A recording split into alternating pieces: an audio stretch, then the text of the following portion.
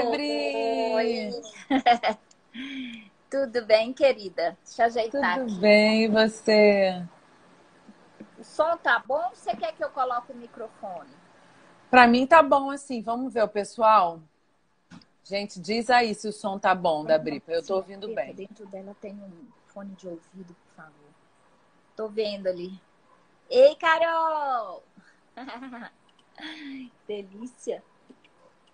Olha só, Saudade, Bri! ultimamente eu nem tô aceitando mais.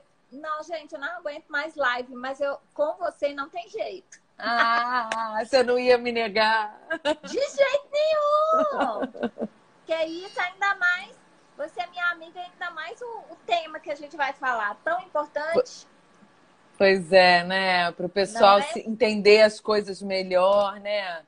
Exatamente, exatamente. É, se Pois é. precisar, eu coloco o fone. Mas. O pessoal aqui falou que tá bom, né? Ah, então tá. Gente, eu queria Tá tudo colocar bem por um. aí? Fechou tudo? Fechou tudo, minha filha. Aqui vai fechar também. Não, e domingo nem. Ó, coloquei um negócio com brilho.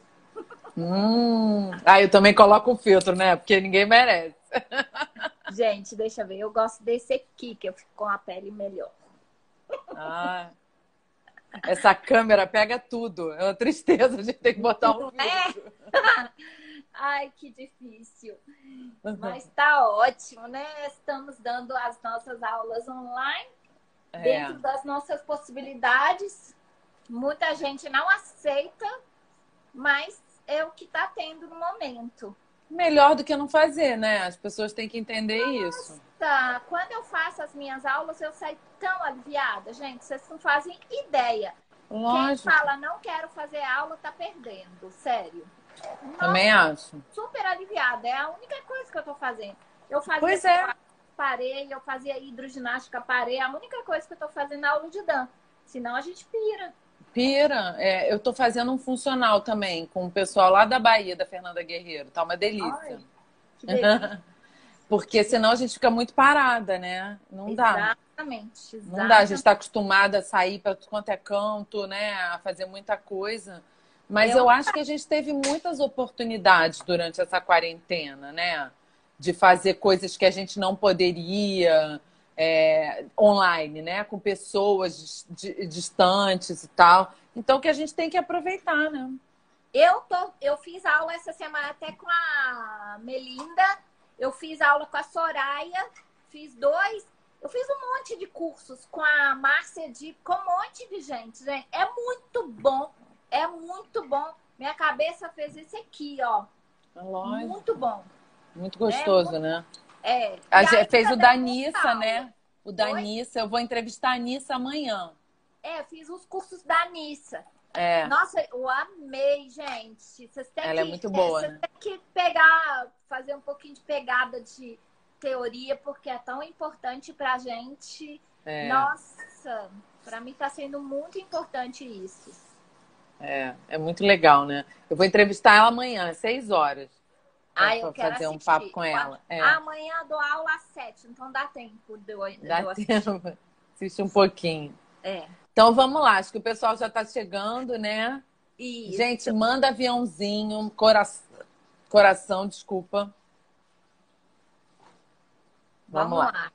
Me conta um pouco como foi o seu início na dança, que você começou a fazer aula, você começou a dançar em casa, como é que foi isso?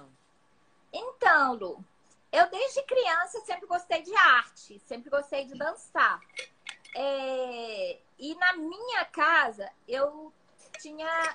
As minhas tias passavam um tempo de verão lá em casa e elas gostavam de dançar, elas já eram adolescentes. Eu tinha.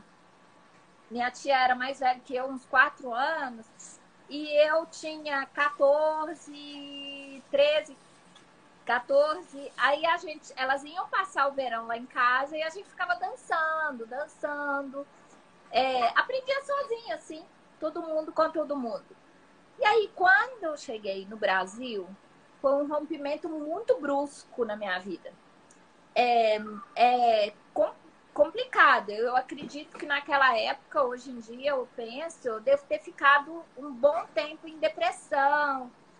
E aquilo foi um rompimento muito, muito brusco, porque não existia internet. O correio no Líbano, que estava em estado de guerra, chegava com 2, 3 meses de atraso. Isso se tivesse, né? Quando tinha, às vezes a gente mandava com outra pessoa telefone, então tinha que ir lá na central telefônica, fazer aquela ligação que era um absurdo de caro. Muito caro. Muito caro. Então, assim, eu não tinha acesso a nada. Simplesmente como se eu tivesse morrido. E passado por uma outra encarnação. Entendeu? E, claro, eu tive uma família maravilhosa aqui, que apoiou demais a gente. A família do meu pai, eu tinha muitas primas, mas a gente tinha a barreira da língua ainda, né? E isso foi em 1980.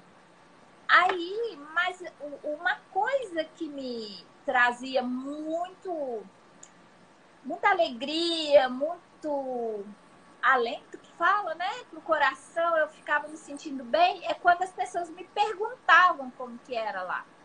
E me perguntavam como é que dançava. E esse tipo de coisa. Então, aquilo mexia muito comigo.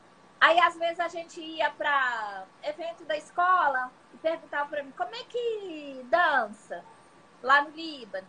Aí eu pegava, colocava uma música e dançava. E eu era apaixonada com dança, porque na escola mesmo, a gente, no dia dos professores, no dia dos pais, a gente montava coreografias, né? De DAP, até tinha uma professora que ensinava pra gente DAP. Aí, quando comecei a... Lá no Líbano, né? Lá no Líbano, Aí, quando eu dançava nas festas, aquilo trazia pra mim um resgate, sabe? Sim. Aí, de repente, um dia eu tava vendo um jornal, eu vi a propaganda de uma professora de dança do ventre, na época chamava Zeina. Ela dançava em São Paulo, mas ela veio morar aqui em Belo Horizonte. Era na Academia Internacional de Balé. Aí eu fui lá procurando. Aí a Daisy ainda é viva. A Daisy ela assim, é uma mulher assim, que hoje em dia, com 80 e poucos anos, ela ainda dança e dá aula, uma gracinha. Mas ela mora aqui? Mora aqui em Belo Horizonte. Aí eu fui lá para ter aula com a Zena e ela falou assim, nossa, de cara, né? Nossa, você é libanesa, você que tem que ensinar pra gente, não sei o quê. Só que eu não tinha técnica nem nada. Fiquei fazendo aula um tempinho e tal. Aí a Zena decidiu, teve uns problemas, teve que parar por algum motivo. Aí ela falou assim, você podia dar aula no lugar da Zena? Eu falei, cara, eu não sei nada. Eu não sei nada de técnica, de nada. Didática, né? De ensino e nada, né? Nada, absolutamente Sabia nada. dançar. Aí, nessa época, meu irmão tinha começado a trabalhar, eu e ele, nós juntamos dinheiro e compramos um videocassete. Ele estava até assistindo. Eu lembro que custava $300. Não é barato, não. E aí, comecei a pedir fita de vídeo de amigos e tal. E aí, comecei a estudar por fita. É o que todo mundo fazia naquela época. Que todo mundo fazia, Não existiam professoras. E aí, depois eu conheci a Charazade, que era uma maravilhosa professora. E depois conheci a Samira. Então, eu tive aula com a Samira, com a Charazade.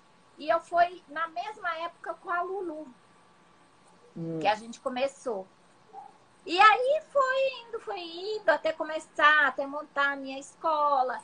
Aí que eu comecei a pensar no folclore, que até então era só a dança do ventre. Só a dança do ventre? Eu achei que você tinha começado com folclore.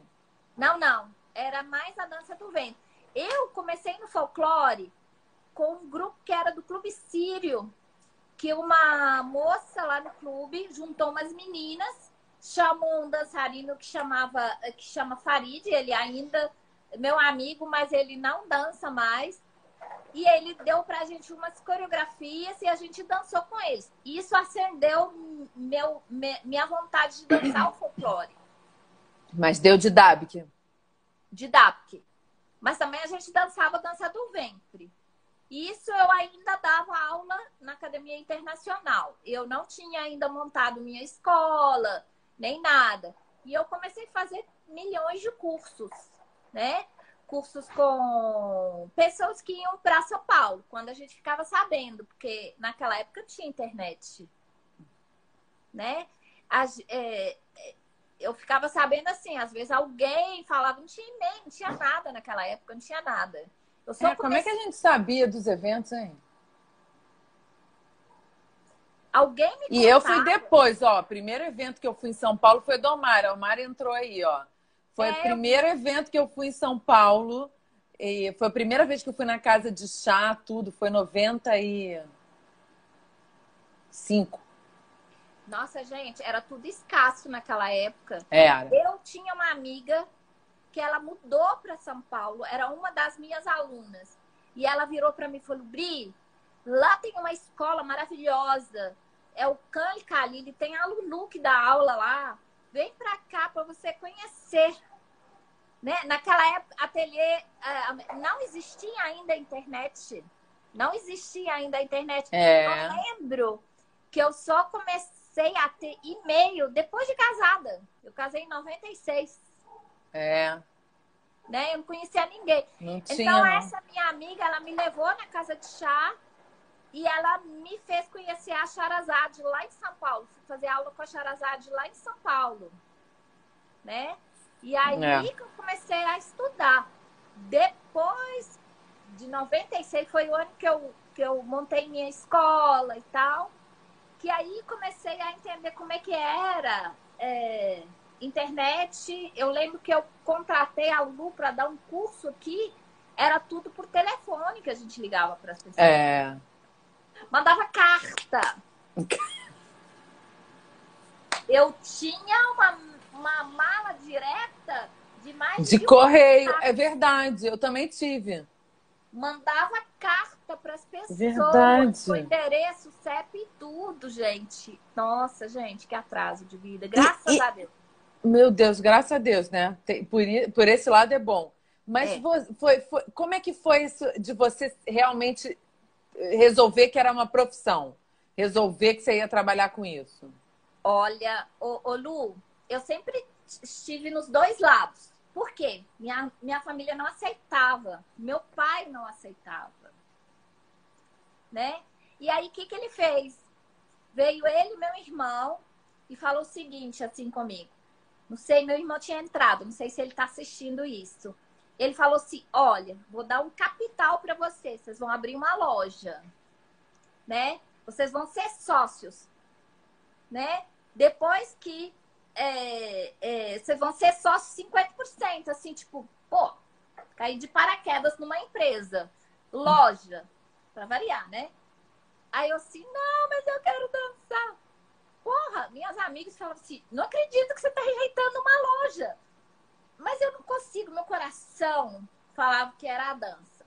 Aí eu peguei e entrei na sociedade, a gente dividia. No início eu trabalhava direto na loja, ficava o dia todo como se fosse gerente, caixa, tudo. Quando a gente começa com pouco. Chegava às 5 horas da tarde, meu irmão chegava, eu corria para dar minhas aulas. Dupla jornada. Dupla jornada. E dançava escondido do meu pai, tadinho, gente. Ô, dó. E aí comecei a criar turmas, amigas, alunas, nome. E comecei a dançar em vários lugares. Até que, de repente, eu falei assim, vou abrir uma sala para mim. Uma salinha pequena, uma sala.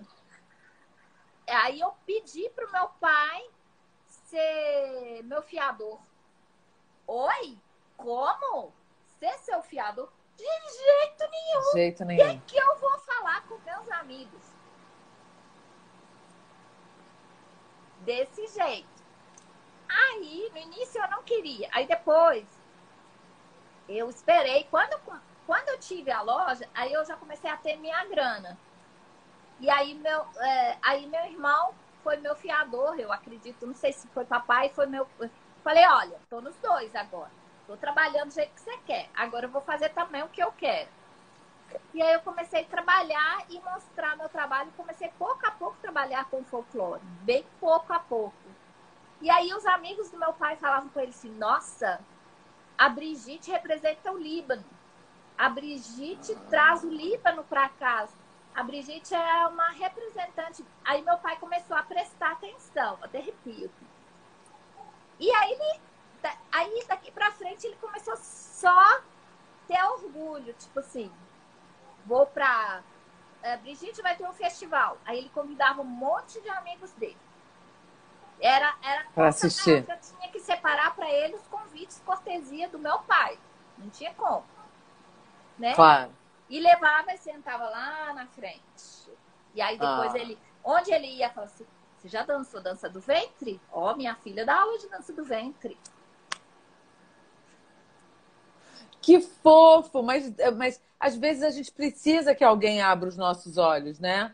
Às vezes a gente precisa que alguém de fora fale, olha, sua filha está representando o nosso país. Aí ele se toca, né? Acaba com aquele preconceito, a gente precisa disso, né? Exatamente. E assim... E talvez ele achasse que era brincadeira no começo, que você não ia levar a sério, não? Eu não sei, eu acho que a arte, ela é muito subjetiva. E ela não é levada a sério, não é considerada um trabalho. Tanto que nós, artistas, a gente tem uma brincadeira que fala assim, alguém já te perguntou com o que você trabalha? E aí você fala, eu sou artista, mas trabalho de verdade. Só isso? E o povo acha que a gente brinca com arte. E, na verdade, é cultura, né? A gente produz cultura.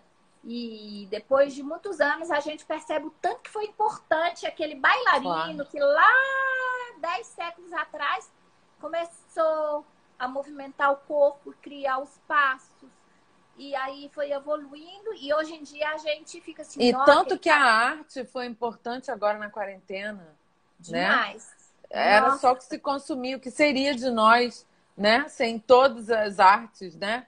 Televisão, cinema, né? Livro, dança.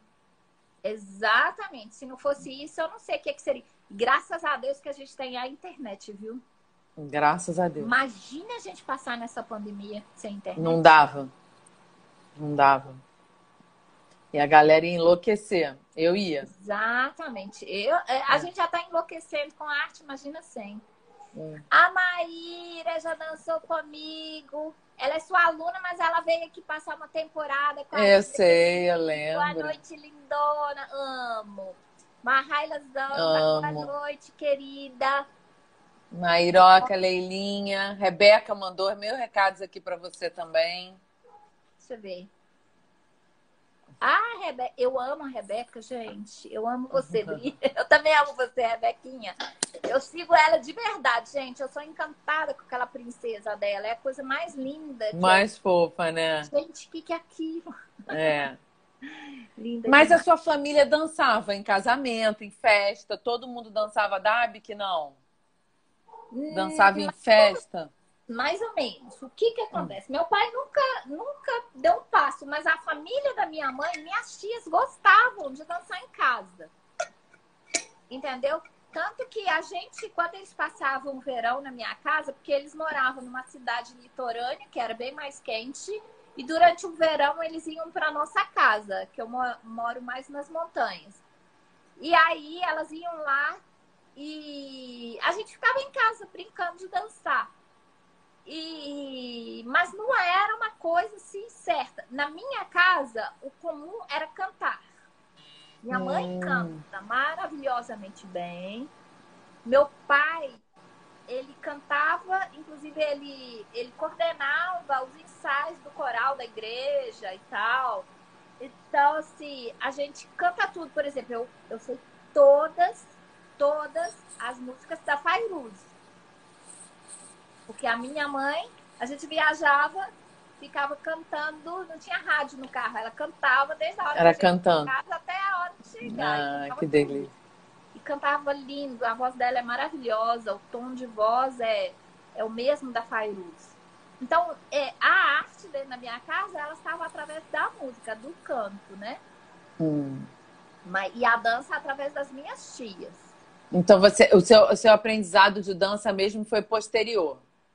Você dançava como todas as meninas dançam lá, mas... Exatamente. Mas a dança foi a ponte de me reencontrar. Porque eu senti que através da dança eu me sentia mais em casa. Gente, sair de um lugar que você era feliz para morar num lugar que você não entendia nada, com pessoas que você não conhecia, é muito difícil, era uma morte. Então a dança foi a única forma que eu tive para me reencontrar, para me sentir uma pessoa normal, né? Aí sim, comecei a gostar do Brasil. Se sentir mais próxima da sua cultura, né? Tudo. Exatamente, exatamente. Hoje em dia as pessoas reconhecem através de outras coisas, às vezes de uma música, de uma comida, de qualquer outra coisa. E eu me reencontrei com a dança. Né? Ainda bem. Mas fala pra gente dos estilos de dança libaneses. Se tem quais os folclores, se você acha que o estilo de dança do ventre também é diferente. O que você pensa disso? Me fala. Sim. Então, o Líbano, ele adquiriu a sua independência bem depois do Egito, né? E esse fato mudou um pouquinho o destino dele em relação à arte. Hoje em dia, lá no Oriente, eles consideram a música e a dança libanesa, a música, a dança egípcia e a música do Golfo Pérsico, né? O Líbano, ele teve uma influência fortíssima da França. O Egito é da Inglaterra, né? Só que o movimento cultural no Líbano ele só começou a acontecer depois da Segunda Guerra. Que até então, ele era protetorado francês. Ele tinha manifestações culturais, mas eram extremamente, assim, tímidos, né? Então, os jovens, os artistas, eles se inspiravam na França, eles iam lá estudar música e voltavam. E não valorizavam a arte e a cultura libanesa. Então, o que aconteceu? Depois da Primeira Guerra, quando o Líbano adquiriu a sua independência, o presidente da República resolveu fazer um resgate da cultura libanesa, independente dos estilos. Então, ele contratou... No Líbano tinham muitas bailarinas e cantoras do Egito que iam cantar no Líbano, que fizeram Badia voltou e foi, né? Badia.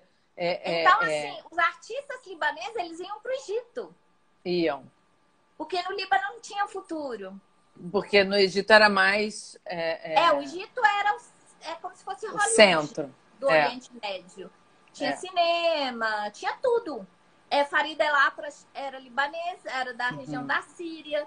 A Badia, ela era de mãe libanesa, pai sírio. E naquela época, a gente não pode nem falar que ela era libanesa nem síria, porque ela nasceu numa época que o Líbano não existia ainda. Era tudo síria, né? E muitos, inclusive a Sabah, ela era libanesa e foi para o Egito e teve muita dificuldade para se adaptar ao estilo de voz. Então, e aí, quando o governo fez isso, muitos artistas voltaram para o Líbano. Muitos, inclusive a Sabah. Muitos artistas foram primeiro para o Egito e quando o Líbano começou a trabalhar, eles voltaram para o Líbano e o próprio governo ele falou assim, não, a gente não quer mais música egípcia.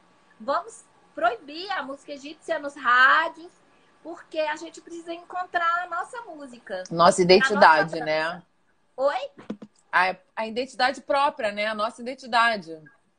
Igual aconteceu com Mahmoud Reda no Egito. Eles precisavam encontrar sua identidade.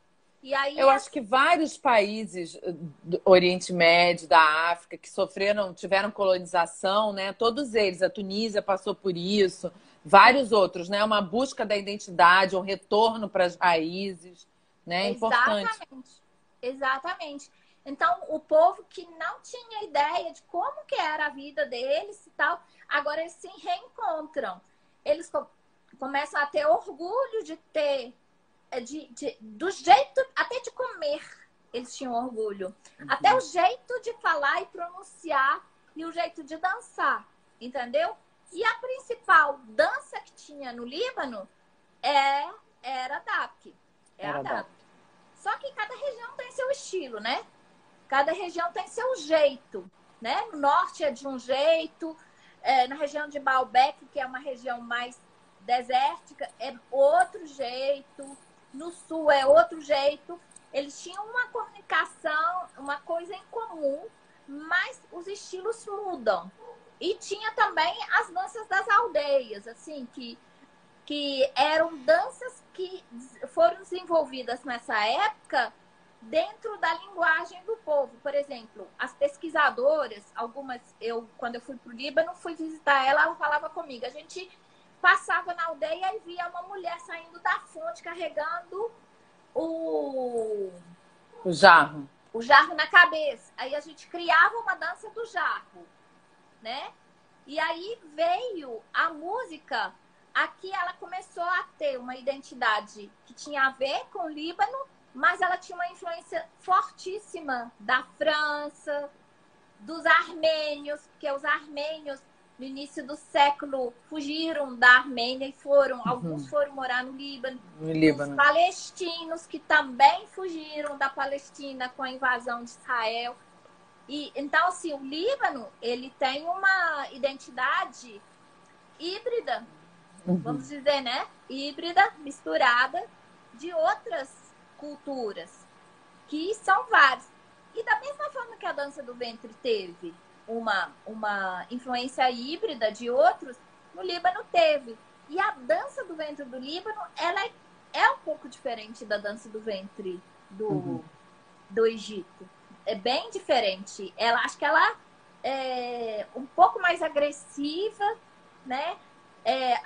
O quadril é um pouco diferente, o tipo de música é um pouco diferente. Então, assim, tanto que teve uma época, quando eu comecei a dançar, tinha um preconceito enorme com as bailarinas libanesas. Hoje em dia tem gente que só estuda as bailarinas libanesas, né? Esmeralda mesmo, ela é toda inspirada nas bailarinas libanesas.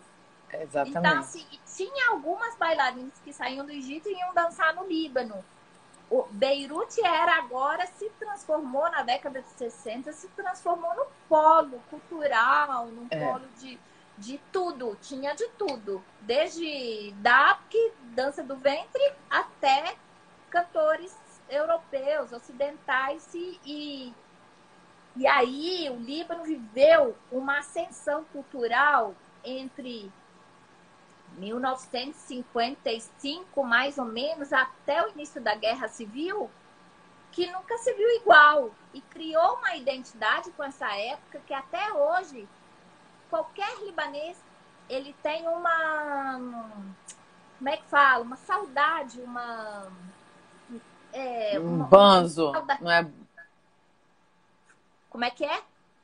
É um saudosismo, né? Se remete a esse saudosismo tempo. dessa época, que é o auge da Fairuz, Sabah, Nasr Shamsuddin, esses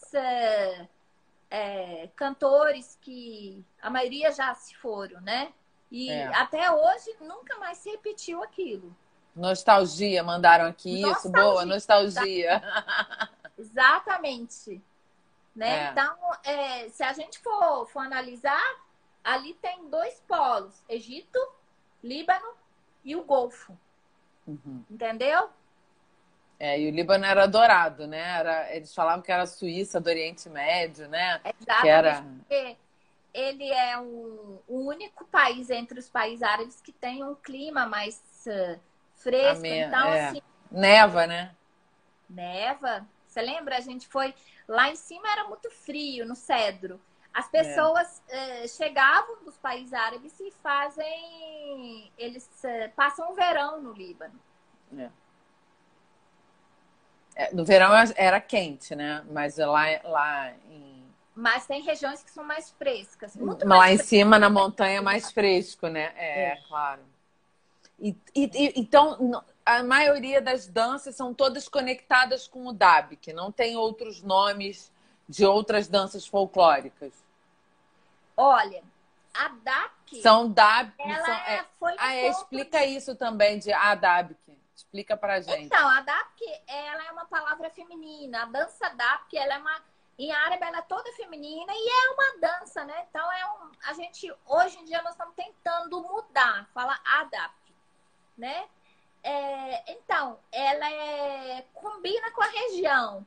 É onde que as pessoas batem o pé para... como é que fala? Para confirmar que aquela terra é deles. Porque o Líbano, aquela região, ela foi tão devastada pelos otomanos, pelas cruzadas, por não sei o quê. O povo, foi necessário que ele aprenda a guerrear. Ela tem um pouco de fundo de guerra, sabe? E teve uma época, na época dos dos bizantinos, né? Que eram os romanos que se transformaram em cristãos. Eles, o Constantino, ele levou uma tropa para ensinar os cristãos das montanhas a guerrear uma dança que era parecida com a Adapk. E eles já começam a falar. Tem gente que fala que a Adapk começou batendo os pés nas casas, mas eles têm 1000 lendas que não são só essa, entendeu? E aí a Adapk, ela era a dança dos homens, mas as mulheres dançam com jarro, as mulheres dançam com lenço, porque elas não dançam a dança do ventre, que ela tem um foco no quadril. Mas elas dançam as outras danças que tem a ver com o dia a dia delas. Mas elas não foram catalogadas igual aconteceu no Egito. Entendi. Que a gente fala, dança Gawazi, dança Siwa, dança... Elas não foram catalogadas. Elas foram capturadas e jogadas no palco sem dar um nome. Entendi. Então ficava como se fosse Dabk com jarro. Dabk com, né? Não tinha sim. Um nome específico. Sim. Aí, quando eu fiz um curso com... como é que ele chama? Fadlala? Esqueci o nome dele agora. Gassan, né? Hassan Fadlala, Ele ensinou a Dabk beduína, a dança beduína e Dabk e dança das aldeias, que são as danças mais delicadas. Tem trabalho de palco, tem trabalho de graciosidade. Então, eu já fiz muita coisa desse tipo, né? Que a gente vai misturando um pouquinho, né? Mas elas não têm um nome específico, igual específico, assim. Entendi. É igual, por exemplo... Mas eles usam todos esses acessórios, são comuns em todas as culturas, né? Quando eu dou aula, eu costumo falar, gente, não existe só dança do jarro no Egito. Existe dança do jarro em quase todos os países, porque as mulheres iam carregando esse jarro para pegar água. Então era comum que isso acontecesse, né? Era um acessório que era muito usado. Então, é isso que eu explico, que tem dança do jarro em várias culturas. E tem dança do bastão também. Explica. Tem. Como não tem? Porque o bastão, ele não é propriedade... isso foi a Esmeralda que uma vez falou comigo. Falou assim, ele não é propriedade do Said. Não. E Said também. Agora, hoje em dia, já mudou todos os conceitos. O que é Said, né, gente? Não é propriedade do Tartir. No Líbano também, os pastores, as pessoas, qualquer coisa que esteja ao seu alcance, ela se torna um instrumento de dança. Né? Claro. Da mesma forma que no Dabk, você dança com masbarra, né? Você dança também com um lenço. Um paninho, né? Um lencinho. Com um paninho. Você dança também com uma vareta, com uma bengala dentro da Dabk. Né? E, é diferente? É uma bengala menor ou não? Olha, normalmente tudo que eu vi de Dabk dançado com bengala, ela é uma vareta, parece uma vareta de pastorear, né? Mas também depois vieram as dançarinas, tipo a Ruaida. A Ruaida dançava com bastão pesado. Dançava, é verdade. O Molaiten e tal. Aí ela remete a uma dança mais beduína e tal, ela dança com bastão pesado. Então, assim, Não tem essa. Mas não é com a técnica que o Tartib pede. Claro, claro. É Não é a diferente, mesma claro. coisa. Mas o acessório pode ter em várias culturas, mesmo que você dance diferente. Aí dança mais o quê? Puxado pro dabique, né? É diferente Exatamente. um Aí pouco. tem um tábua no meio e É. aquele ritmo mais pesado que é da DAPC, onde que Uhum. o Dá bumbo é dabique. definitivo. Uhum. Então, isso faz uma diferença enorme. Eu Pode acho que as pessoas têm que aprender isso, que a gente dança, porque a gente.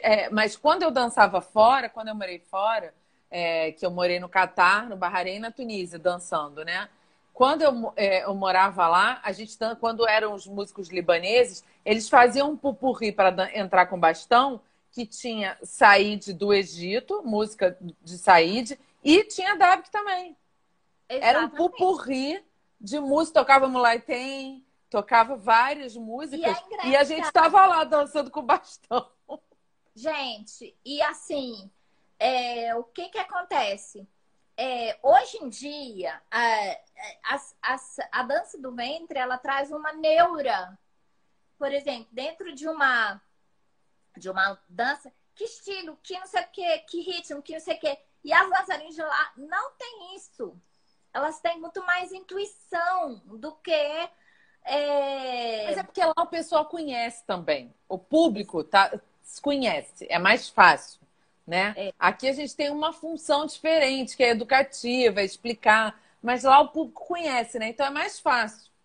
Exatamente. Então, assim, lá nos países árabes, vocês não preocupam tanto. Ah, eu quero um ballad. Não, isso não tem. Não tem. Coloca essa música pra mim, esquece que ritmo, que é. Esquece Vai tudo. dançando, é mais intuitivo, né? Exatamente. Mas eu acho o seguinte, hoje em dia que a gente tem acesso às meninas que eu vejo muito, eu sigo muitas meninas lá que dançam nos países árabes, elas têm que saber tudo Tem. de folclore, tudo. Khalid, Ballad, Said, Dapki. Eu tive várias alunas Iraque. que são de lá, que faziam aula, não assistiam minha aula durante o dia, falavam assim, porque a gente aqui é de noite, assistia no dia seguinte, né? Então, é necessário para você entender, para você Claro. chegar numa dança mais tranquila, mais madura. Eu acredito isso, sabe? Que não é só técnica. É estudo, né? É estudo teórico e prático, né? E a prática de dançar também ajuda muito, né? Demais. Elas E têm isso que estão lá dançando. Assistir. E, assistir, estudar. e o DAB que tem estilos diferentes ou não? Demais. Olha Tem um só, DAB que moderno, um DAB que antigo, um DAB que... O que que tem? tem de tudo, gente, ó.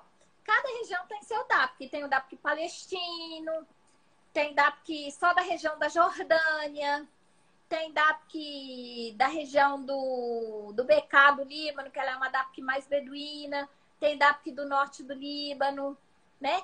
Eles são similares, mas a forma de andar, de bater o pé, ela é um pouco diferente de uma região para outra, né? O DAPC palestino é muito fácil de identificar. O DAPC palestino, ele é tão importante para os palestinos que ele está todo catalogado. Os passos têm nomes. Que ótimo. Ele é todo catalogado. Os palestinos são os árabes que mais conservam a DAPC tradicional, né? Então, Eles têm nome para cada passo. Então, assim, o grupo ensaia, fala agora o Ardenos. Aí eles fazem o Ardenos. fazem o passo. Agora Shmeli, agora Dalomuna. Agora eles têm até nome de metralhadora. Eles têm um passo que chama metralhadora, Klashnikov, que ele é mais rápido, né? E eu acho que a dança deles, ela Chimele é de esquerda mesmo? Oi? Chimele é de esquerda mesmo, porque no Egito Yemin, Chimele Direita e É esquerda. porque dá porque ele começa muito na perna esquerda. Na perna esquerda. Exatamente. Hum, Então, eles falam que é por causa disso. hum. E aí, assim, eles preservam muito bem. Agora, no Líbano, eu consigo dividir ele em três fases, três estilos. O que era dançado antes dos anos 50 e ainda se dança, né? Que é o basicão, que é o dap assim, mais simples. O que foi, que teve uma influência de várias outras culturas que desenvolveu durante os anos 60, 50, 60, né? Que eu chamo ele de vintage pela época. Não é um nome oficial, tá? Tá. A maioria chamou ele de Dapki moderno ou Dapki Rahbani, que foi a época que os irmãos Rahbani produziram a maior quantidade de Dapki, de música para Dapki, né? E aí depois eu coloco o contemporâneo, que ele iniciou com Caracalla. O contemporâneo eu percebo uma presença de uma técnica maior de balé, jazz, dança contemporânea, onde que o dançarino de DAPK, ele precisa ter uma formação mesmo de bailarino, né? E um corpo mais preparado para isso. Atlético. Atlético, porque ali é um negócio absurdo de preparo. Já o dos anos 60 não era exigido isso, porque aquele trabalho de pesquisa que foi feito, ele foi desenvolvido com pessoas das aldeias. As pessoas, a pesquisadora ia lá e chamava as moças das aldeias e ensinava e apresentava no final do verão, no verão, né? Entendi. Então ele era feito, tinha alguns profissionais, tinha alguns que seguiram a profissão, mas 90% eram pessoas das aldeias, né? Então, isso é uma diferença muito grande. Claro. Aí já começa a misturar o tipo de bailarino para depois ir para o profissional. E hoje em dia, a DAPK dançada lá é praticamente só a contemporânea, que é dançada nos casamentos. Tem também, já começaram a misturar nela, dança de rua. Isso é um fenômeno que está acontecendo em todos, né? Em todo mundo. Está acontecendo em todo mundo, Igual no Egito, o Shab Tecno, né? No Líbano também tem o Dapki Tecno. Né? E não deixa de ser chave, né? Porque tudo que é chave é do povo. Exatamente. É popular, né? Do povo. Exatamente. E você acha que é importante na carreira de uma bailarina, mesmo sem ser profissional, um estudante, aprender folclore? Gente, é imprescindível. É imprescindível. Por quê? Eu percebo, quando eu vejo uma bailarina que nunca teve contato com o folclore, ela praticamente só conhece movimentos diferentes. E quando você pega uma bailarina que teve contato com o folclore, ela tem uma cultura na mão. Ela pode ter uma liberdade de criação muito maior. Ela vai ter muito mais respeito àquela dança que ela está praticando. Conhecimento, né? Conhecimento de tudo, porque o folclore você não vai conhecer apenas os movimentos, você vai conhecer uma história de um povo, a forma de viver dele, como que ele se comporta. E isso é cultura, né? Isso é mergulhar, e é engraçado, é um resgate do próprio ser humano. Não é um movimento livre, não, é um resgate. E a raiz, né? A gente aprende as raízes de tudo, inclusive dos passos, né? Inclusive de onde vêm as coisas, né? Tudo as músicas. Tudo tinha um porquê. Como, por exemplo, na DAPK. Por exemplo, na Palestina, eles falavam que a DAPK era usada para marcar o caminho de uma nova casa, de uma nova residência. Se alguém construísse uma casa em um lugar distante, Para eles chegarem até a casa, eles faziam um caminho com as pisadas de Dapke, né? No Líbano, eles falam que as casas, Telhados. os telhados, eles eram pisavam para poder amassar para não entrar água, né? E então cada região tem seus mitos, suas histórias.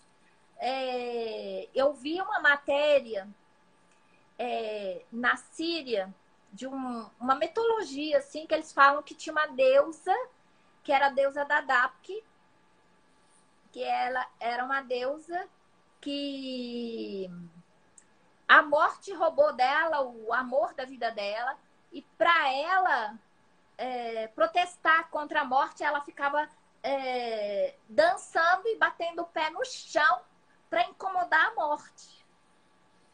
E aí essa deusa, eu esqueci o nome dela agora, ela era a padroeira não, o símbolo do exército. Muito interessante, né? Muito interessante. E para você, quais são as diferenças de se dançar um folclore e a dança do ventre? Ai, gente, o folclore... Tantas. Não, o folclore, ele me traz uma autenticidade, sabe? É um grito lá na minha ancestralidade, sabe? E uma alegria, uma alegria incrível e despreocupação com estética, com corpo, gorda, magra, eu posso dançar o que eu quiser, do jeito que eu quiser. O folclore, ele é muito puro. Nossa, eu amo, gente. Eu danço assim com uma alegria. Eu dou de tudo de mim. Agora, na dança do ventre, é a mulher que está sendo exibida. É a mulher, a Brigitte, que está se expondo. Então, para mim, o folclore, ele é tão necessário, ele é tão identidade própria, que, assim, ele traz para mim um monte de sensações.